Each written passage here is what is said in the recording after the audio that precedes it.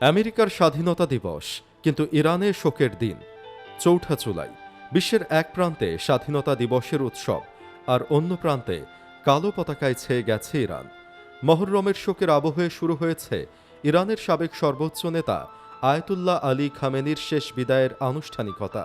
তেহরানের গ্র্যান্ড মোসাল্লায় লাখো মানুষের ঢল। রাষ্ট্রীয় শোক, ধর্মীয় আবেগ এবং রাজনৈতিক বার্তা সবকিছু মিলিয়ে এটি শুধু একটি জানাজা নয়, বরং সমসাময়িক ইতিহাসের অন্যতম আলোচিত রাষ্ট্রীয় অনুষ্ঠান।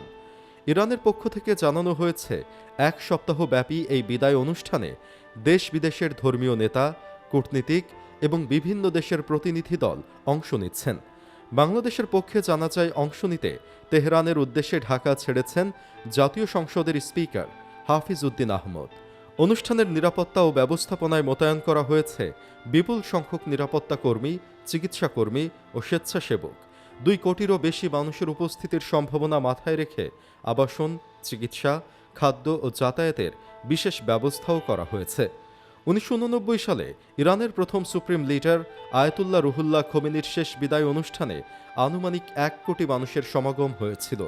সেই ঐতিহাসিক ঘটনার সঙ্গে তুলনা টেনে এবারও কয়েক কোটি মানুষের অংশগ্রহণের আশা করছে ইরান। শেষ বিদায়ের আনুষ্ঠানিকতা শুরু হয়েছে তেহরান থেকে। এরপর মরদেহ নেওয়া হবে পবিত্র নগরী কোমে।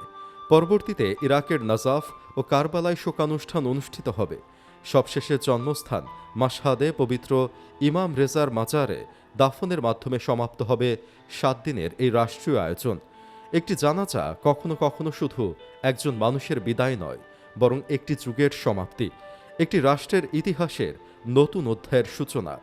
এখন বিশ্বের দৃষ্টি তেহরানের দিকে, কারণ এই শেষ বিদায়ের পর ইরানের রাজনীতি, মধ্যপ্রাচ্যের ভূ রাজনীতি এবং আন্তর্জাতিক সম্পর্ক সবকিছুই নতুন এক বাস্তবতার দিকে এগিয়ে যেতে পারে।